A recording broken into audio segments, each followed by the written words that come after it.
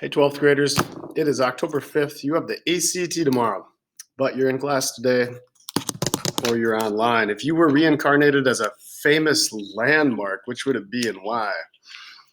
All right, your agenda for the day. Your last tip before the ACT, make sure you get a lot of rest tonight. Don't stay up. Don't stress yourself out by staying up, late in the night studying. Get yourself some solid rest. Allow yourself a couple hours before you kind of turn in for bed. Some time to just be peaceful at mind. Don't be on your phones. Don't be on your screens. Just go outside, read a book, and just chill out. Let your minds reset a little bit.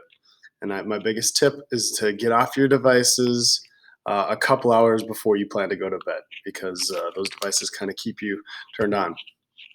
New vocab for the word today is dingy. It means dirty, dull, or shabby. Dingy.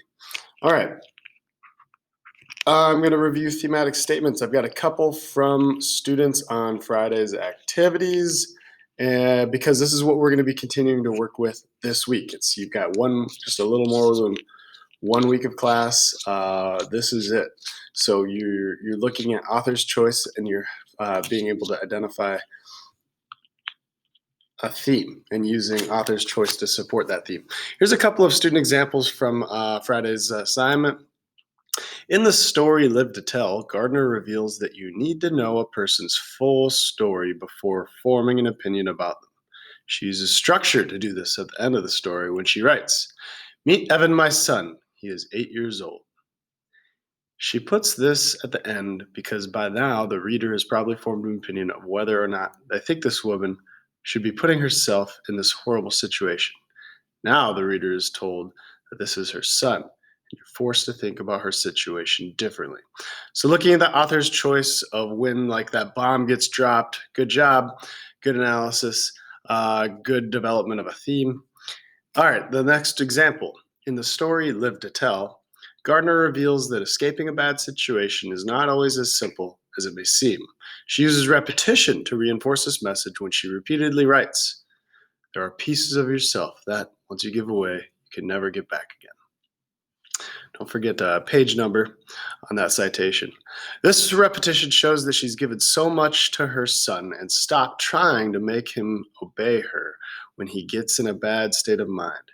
It's hard for her to deal with these situations her son has put her in because she has given up so much of herself in dealing with them that she can't possibly know a different or easier way to deal with them.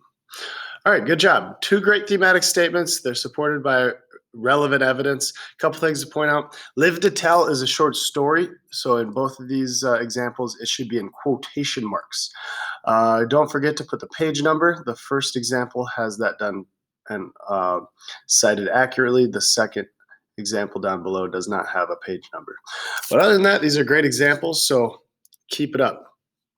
All right, your assignment for today, it's pretty simple. Again, looking at the agenda, we reviewed thematic statements. Those are 2 good examples. You're going to be doing exactly that. You're going to be looking at author's choice, showing how it creates and helps develop a thematic statement. We're going to continue that work today with reading another short story, Man from the South. You're going to mark the text and find a theme based on the directions in today's assignment. So please follow the directions. There are 5 of them. Download it into Notability. Review your notes about author's choice and the different terms that we are using to help us analyze these stories. Read the story as you read. Identify at least 10 moments where you see the author's choice. Again, using those terms affect your reading. Circle and highlight the text and then label what type of choice it is. Is it a type of metaphor? Is it structure? Is it pacing? So circle, highlight, and identify it. Then at the bottom of the story, make a statement about what you believe the theme to be. Submit your annotations. So here's the text. Mark it up, follow the directions. You need a theme, and then identify 10 different types of author choice. It's a pretty simple day. It's only 10 pages story, so but I didn't want to give you too much work. You've got the ACT tomorrow. So on Wednesday, it's going to be A-Day students again. All you students that are staying home, BLA and B-Day students, are going to just be continuing to work with the text. So pretty basic day. Have a great one, and I'll see everybody soon. Make sure you're reading the text.